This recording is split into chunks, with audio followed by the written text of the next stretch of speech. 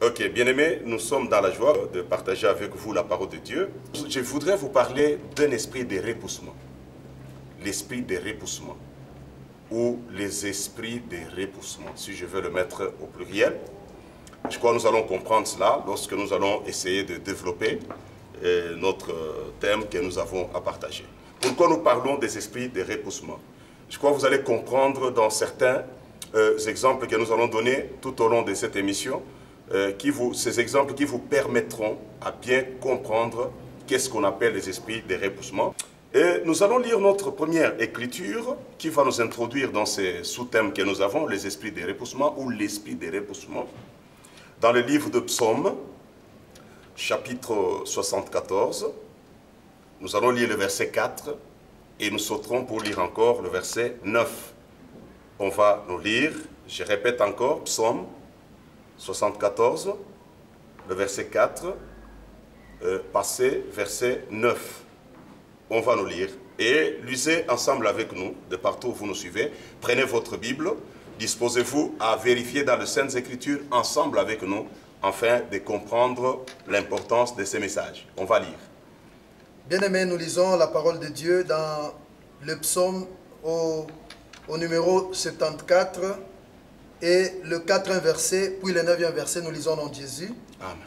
Tes adversaires ont rougi au milieu de ton temple, ils ont établi pour signe leur signe. Le verset 9, nous ne voyons plus nos signes, il n'y a plus de prophètes et personne parmi nous qui sache jusqu'à quand. Amen. Amen. Bien-aimés, je crois que vous avez lu ensemble avec nous, je vais répéter le verset 4. La Bible dit, c'est le psalmiste qui parle. Il dit ceci: tes adversaires ont rugi au milieu de ton temple, ils ont établi pour signe leur signe. Ça, c'est le verset 4.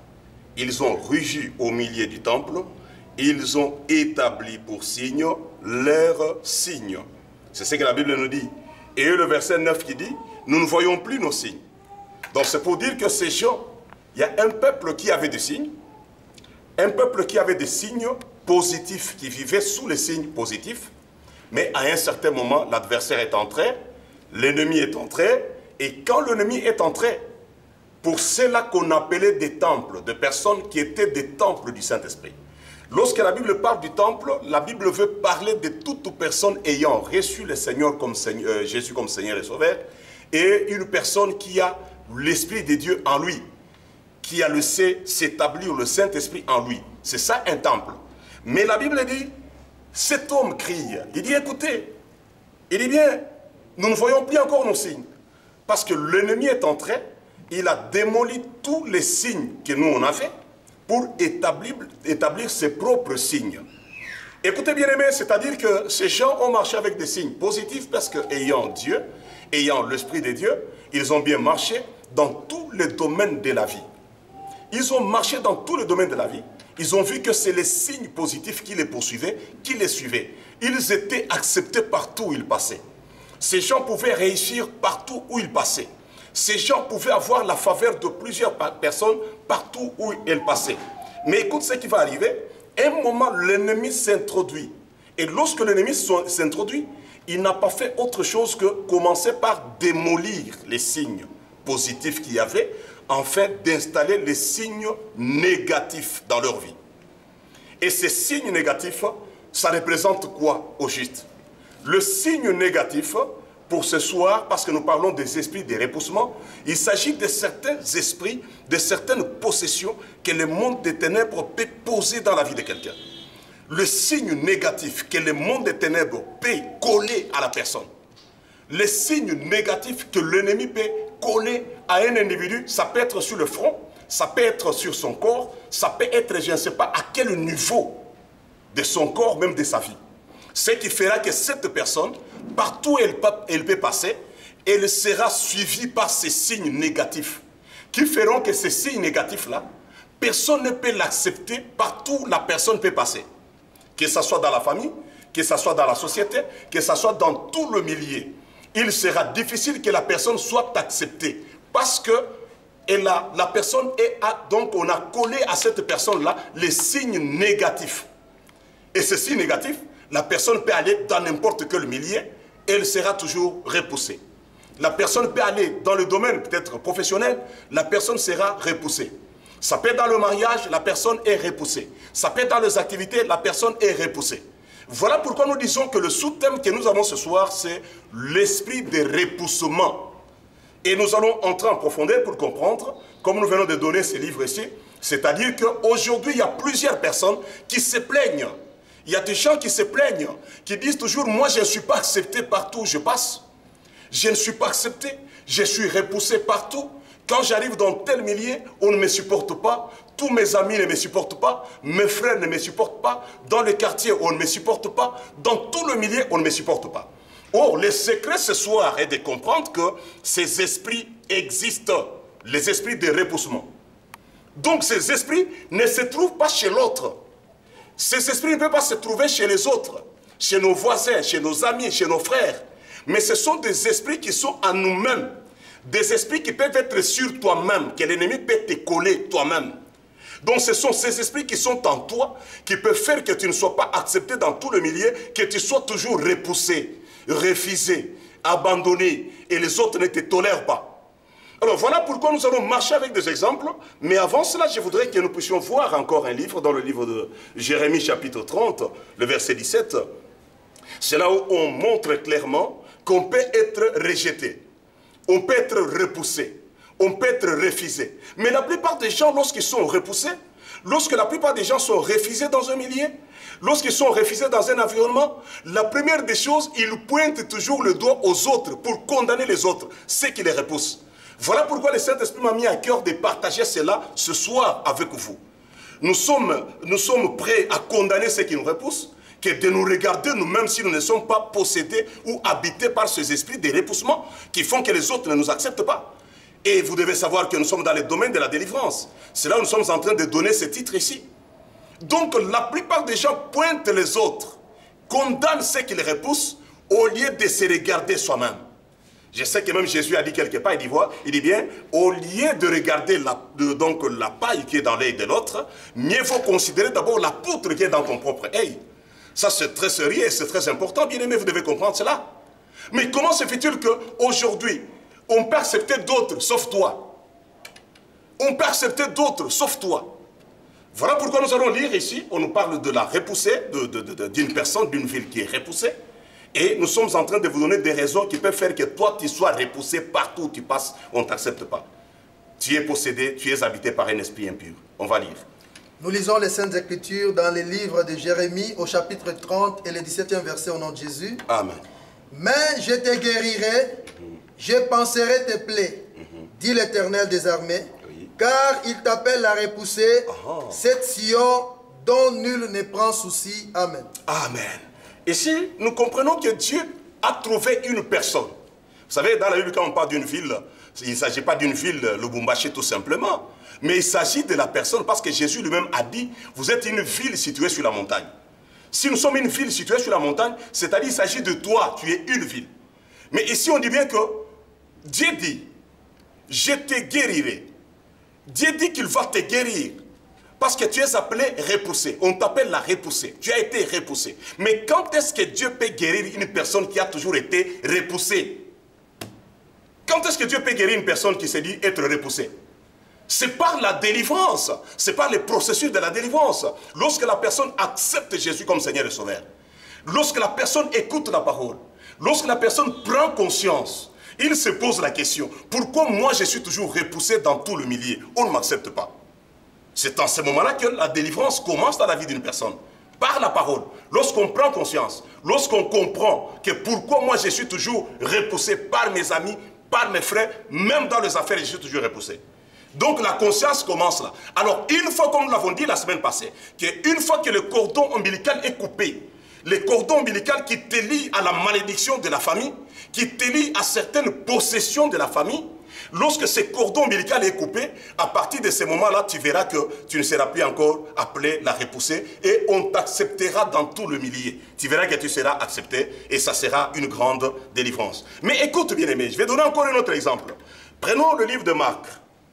Lorsque nous prenons dans le livre de Marc, chapitre 5, du 2e au 3e verset, nous allons trouver encore une personne habité par un esprit comme ça, que nous appelons les signes négatifs, l'esprit que nous appelons le signe négatif, ou l'esprit de repoussement.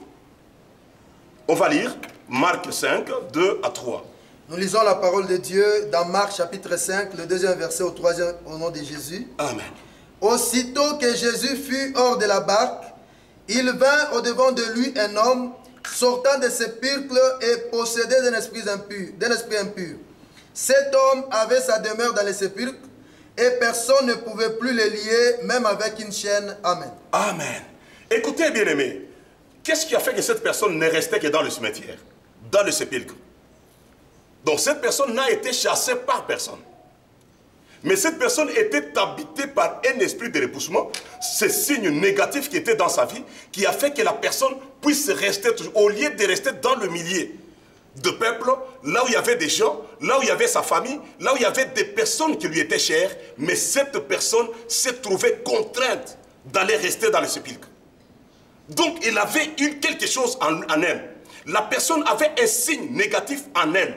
Ce signe négatif qui faisait que lorsqu'il pouvait aller dans le milieu d'autres personnes, la personne était toujours repoussée. La personne était repoussée. Et elle peut dire ceci, tout le monde refuse, tout le monde hue. Lorsqu'elle parle de quelque chose, même si c'est important, personne ne peut considérer cela. On doit toujours la huer, on doit peut-être la chasser, on doit toujours mal la considérer. Et cette personne ne comprenait pas. Et finalement, cet esprit a amené cette personne à vivre dans le sépulcre, dans le cimetière. Lorsqu'on parle de cimetière, ça représente seulement un lieu de deuil. Un lieu où on n'a pas la joie. Un lieu où la personne a toujours des soucis chaque jour. La personne a l'amertume chaque jour. Pourquoi? Parce que refusée, parce que repoussée, parce que la personne n'est pas acceptée de tout le monde. Donc ce qui fait que cette personne reste maintenant dans un environnement de deuil, un environnement de soucis et d'amertume, là où elle ne pouvait pas voir la joie, là où elle ne pouvait pas rire. Comment ça veut dire qu'il y a une personne qui est repoussée? Lorsqu'elle cherche du travail, on la repousse. Lorsqu'elle entre dans les mariages, c'est 2 mois, 3 mois, les choses ne marchent pas. On la repousse. Lorsqu'elle est dans tout le milieu, on la repousse. Mais cette personne ne doit rester que dans les cimetières. Ça peut être ton cas pour le moment. Peut-être que tu as des soucis qui font que tu t'isoles même de tout le monde, toi-même. Tu t'isoles de tout le monde. Mais ce soir, c'est que le Saint-Esprit m'a mis à cœur. C'est pour te dire que le problème n'est pas chez les autres, mais le problème c'est chez toi-même.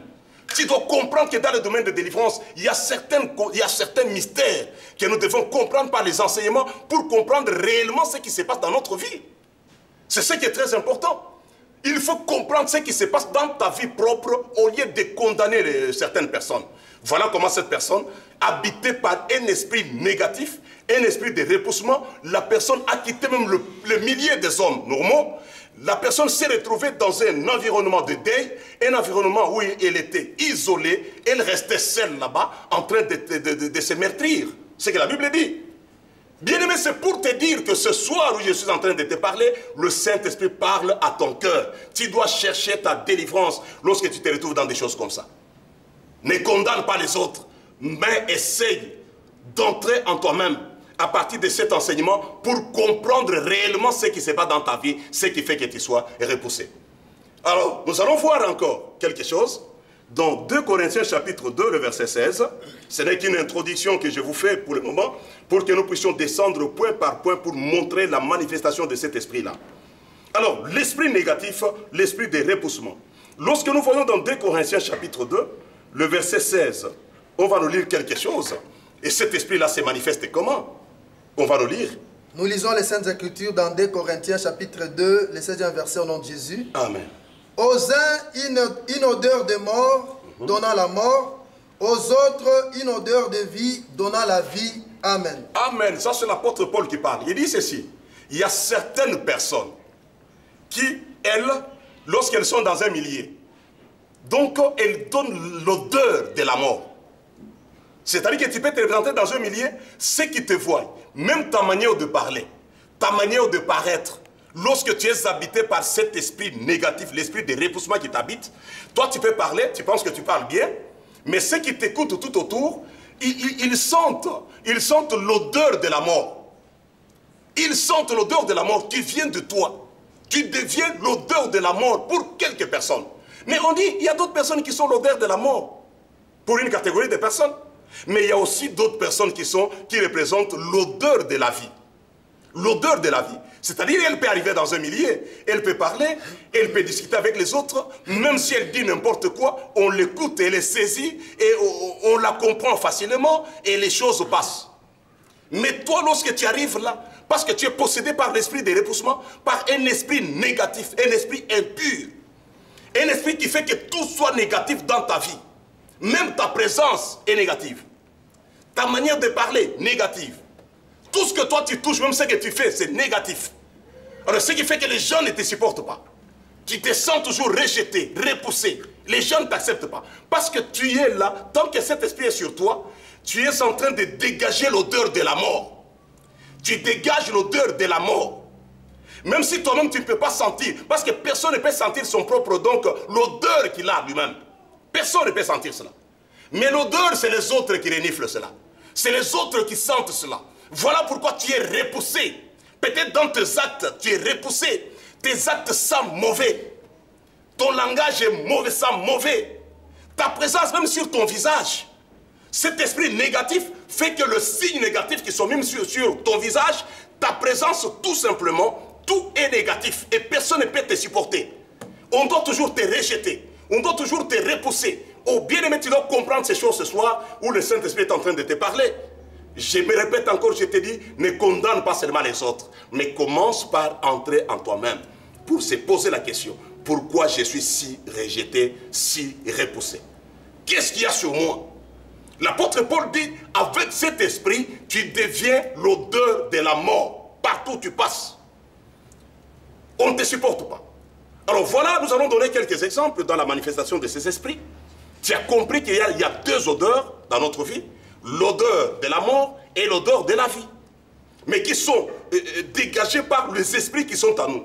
Lorsqu'il y a des choses positives, lorsqu'il y a l'Esprit de Dieu, le Saint-Esprit qui est en nous, il fera que, c'est pourquoi on dit bien que l'onction fait la différence. C'est-à-dire que quand on a l'Esprit de Dieu en soi, on est déjà délivré de certains esprits négatifs, les esprits de repoussement, et que nous devenons le temple du Saint-Esprit, et que l'Esprit de Dieu reste en nous. Vous allez voir que partout où vous passez, cela va provoquer la positivité. Partout où tu passes, les gens peuvent t'accepter. Dans n'importe quelle condition, les gens vont t'accepter.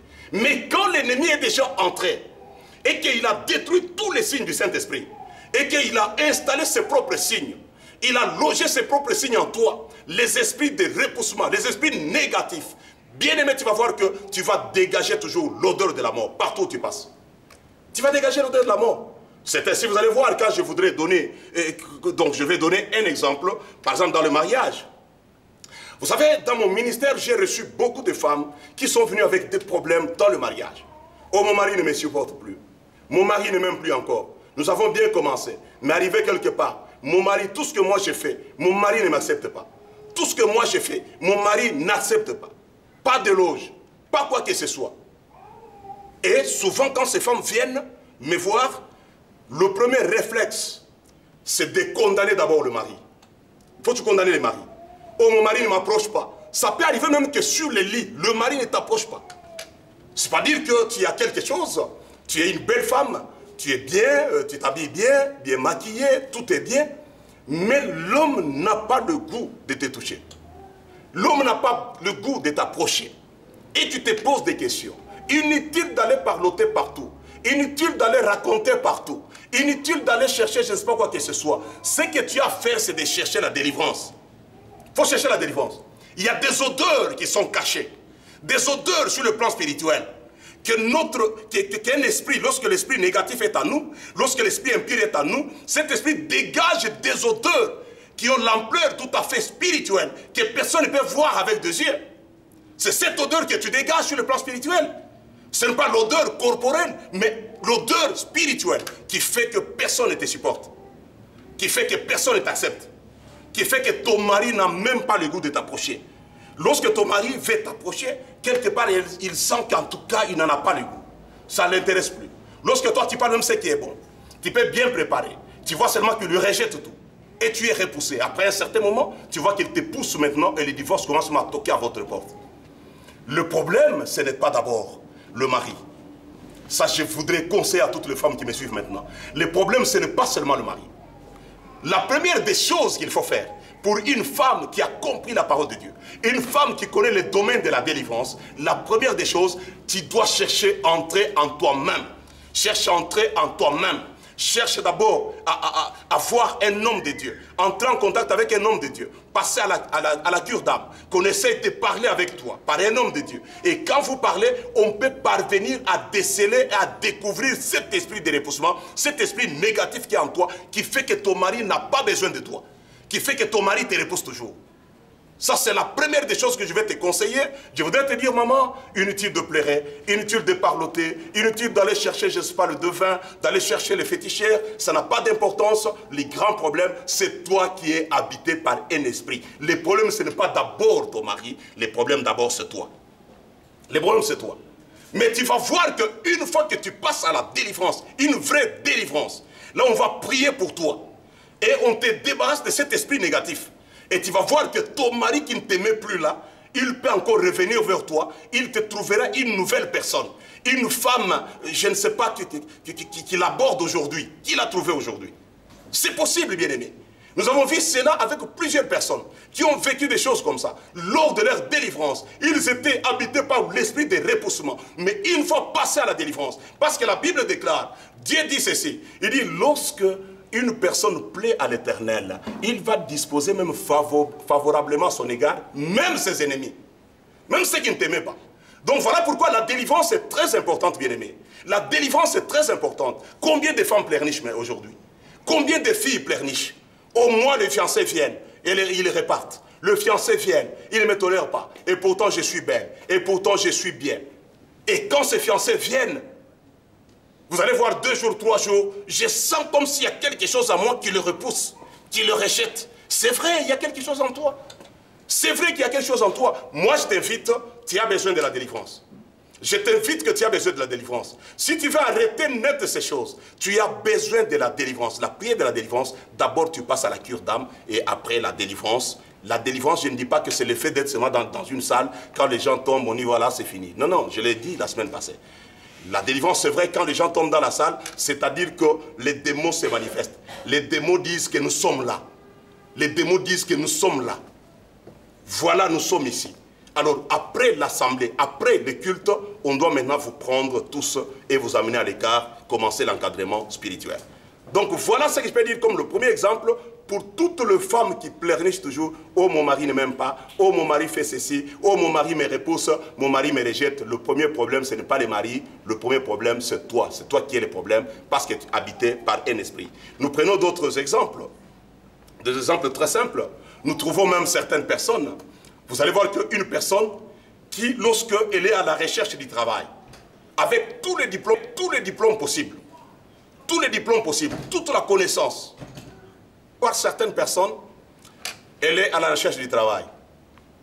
Les diplômes, la connaissance, l'expérience. Il suffit seulement qu'elle arrive devant la porte. Là, on engage. On la regarde seulement comme ça. Et vous sentez que malgré la connaissance, malgré les diplômes, malgré l'expérience que tu peux avoir, mais tu es repoussé, on te rejette. On te rejette. Mais on va prendre quelqu'un qui n'a pas le diplôme comme toi. Une personne qui n'a pas la connaissance comme toi. Et tu te poses des questions. Peut-être moi je parle, tu es en train de te poser des questions, tu es sur les lits, tu te poses des questions, tu te dis, mais écoutez, qu'est-ce qui m'arrive moi? Et pourtant, j'ai toute l'expertise possible. Mais pourquoi moi on me rejette partout? Pourquoi moi je suis repoussé partout? Je vais vous rappeler que dans l'Ancien Testament, on n'a pas parlé du ministère de la délivrance. Mais c'est dans le Nouveau Testament, quand le Seigneur est venu lui-même, c'est lui qui a inauguré le ministère de la délivrance. Et quand il délivrait les gens qui étaient possédés, les démons secouaient les gens, les démons quittaient. Et tous ceux-là qui étaient aux alentours, ils se disaient, quelle est cette nouvelle doctrine? Quelle est cette nouvelle doctrine? C'est comme pour dire que la nouvelle doctrine, la doctrine de la délivrance, est venue avec Jésus. Est venue avec Jésus-Christ. Mais tu vas voir qu'une fois que tu t'approches, tu comprends que tu es habité par l'esprit de repoussement. Un esprit négatif qui est en toi, c'est à partir de là où ta propre délivrance commence déjà. Alors, je voudrais vous parler aussi rapidement, parce que nous sommes presque à la fin de notre émission, que chacun de vous, ceux-là qui sont en train de me suivre, ils doivent comprendre, essayer de s'examiner, se faire l'introspection, entrer en toi-même, pour se poser des questions. Est-ce que je ne suis pas habité par l'esprit de repoussement. Pourquoi mes amis ne m'acceptent pas? Le frère ne m'accepte pas. Partout, on ne me tolère pas. Alors, rapidement, comme la semaine passée, nous allons voir aussi certains signes. À partir des rêves, des signes que nous pouvons voir aussi en rapport avec cela. Bien-aimés, je vais vous parler d'abord de manger dans le sommeil. Vous savez, le rêve, c'est le miroir, c'est les miroirs de l'âme. Il ne faut pas négliger les rêves. Le rêve peut bien nous parler de ce que nous sommes, de ce que notre âme est. Prenons, lorsque beaucoup de gens qui viennent nous voir, lorsque nous voulons le passer à la délivrance, nous commençons par la cure d'âme. Vous allez trouver toujours qu'il y a des gens qui, chaque nuit, lorsqu'il va sur le lit, il dort. La nuit, le premier rêve qu'il doit voir, même un rêve qui se répète souvent, c'est toujours manger dans le rêve. Tu manges toujours des nourritures dans le rêve. Chaque nuit, tu dois voir que tu es en train de manger. Quelle est la conséquence de ces choses?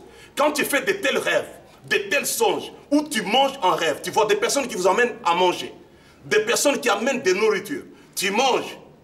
Et je voudrais vous expliquer ce soir que c'est en rapport, on installe certains signes en toi, parce que nous parlons des signes négatifs ou les esprits de repoussement. Lorsque quelqu'un mange en songe, il y a deux choses très importantes que tu dois retenir. La première chose, quand tu manges, c'est-à-dire que l'ennemi est en train de mettre d'autres signes que les signes de Dieu dans ta vie.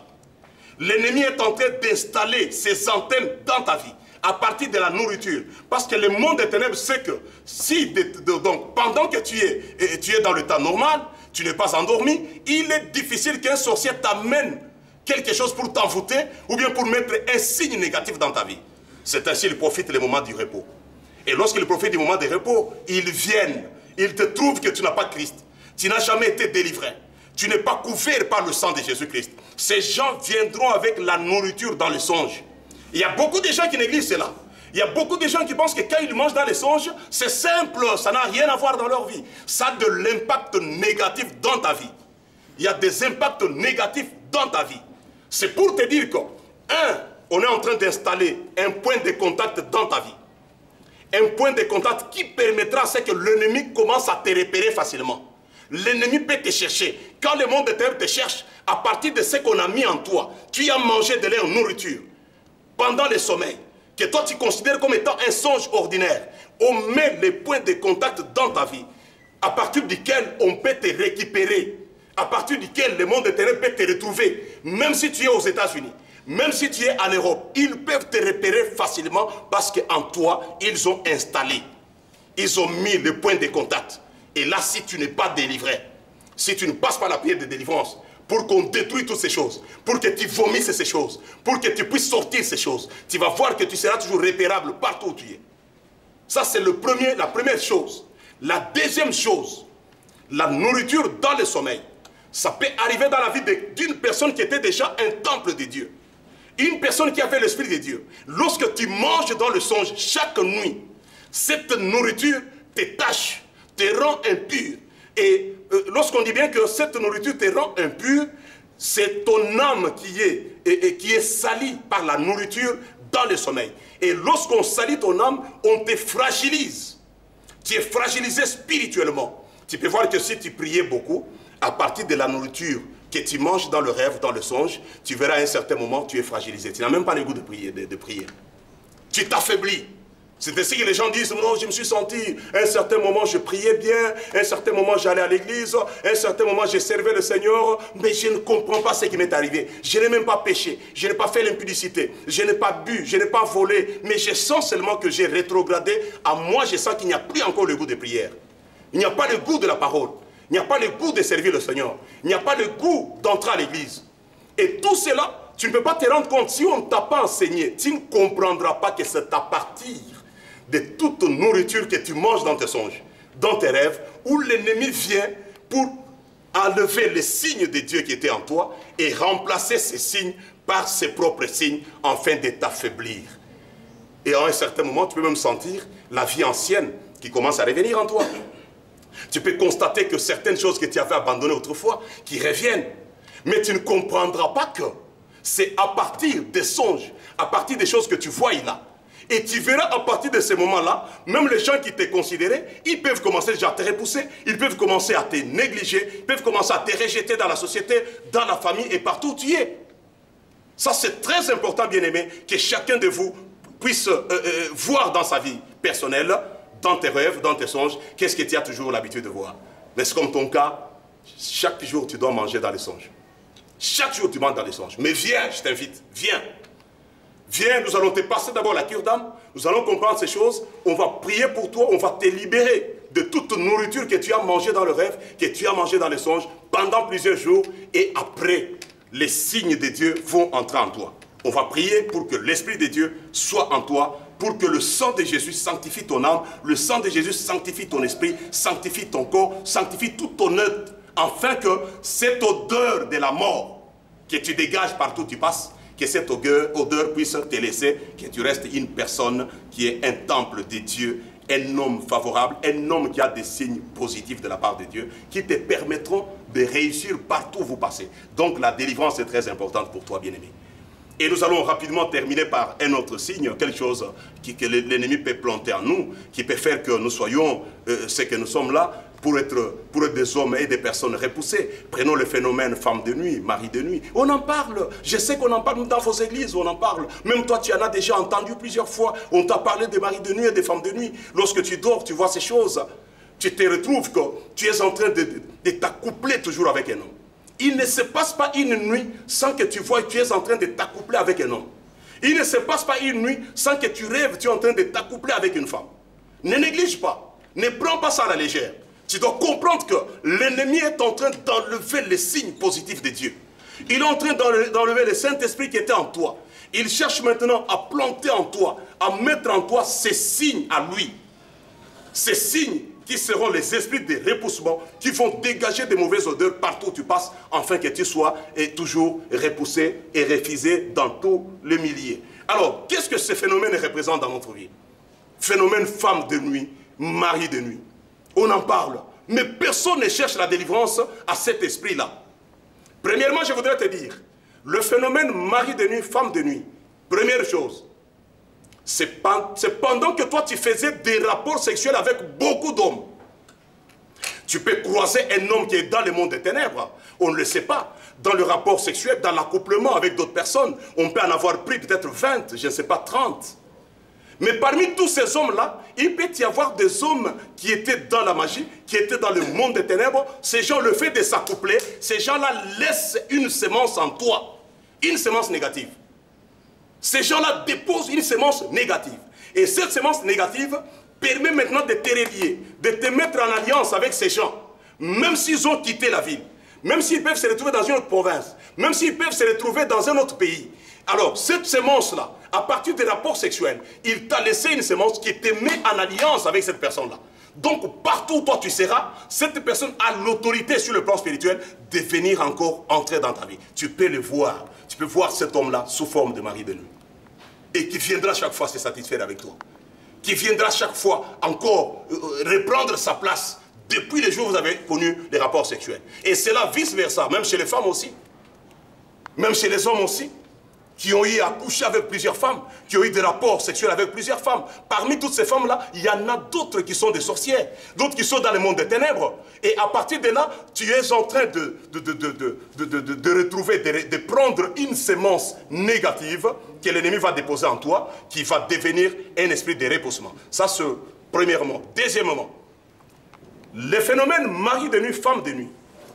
Lorsque Dieu te montre des choses comme ça, que tu es en train de t'accoupler avec une femme ou avec un homme chaque fois dans tes rêves, je voudrais te dire qu'aucune prostituée au monde, personne ne peut coucher avec une prostituée sans lui donner de l'argent. Lorsqu'on couche avec une prostituée, on doit à tout prix lui donner de l'argent. On doit la rémunérer.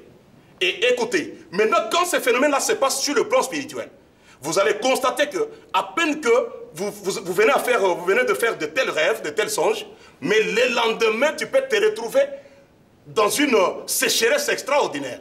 À partir du jour où tu as vu ces rêves-là, le lendemain, tu peux constater que tu commences à vivre la disette. Tu commences à vivre la sécheresse. Oh voilà, ces jours-ci, je ne vois pas l'argent. Oh, tout ce que je fais, ça ne marche pas. Oh, moi, tout ce que je fais, rien ne tient. rien ne marche. Mais tu n'as pas le temps de te rendre compte que je vis que j'ai couché avec une femme en songe. Je fais des rêves dans lesquels je couche avec des femmes dans le rêve. Et ces femmes-là, ils ont droit à un salaire. Ils ont droit à une rémunération.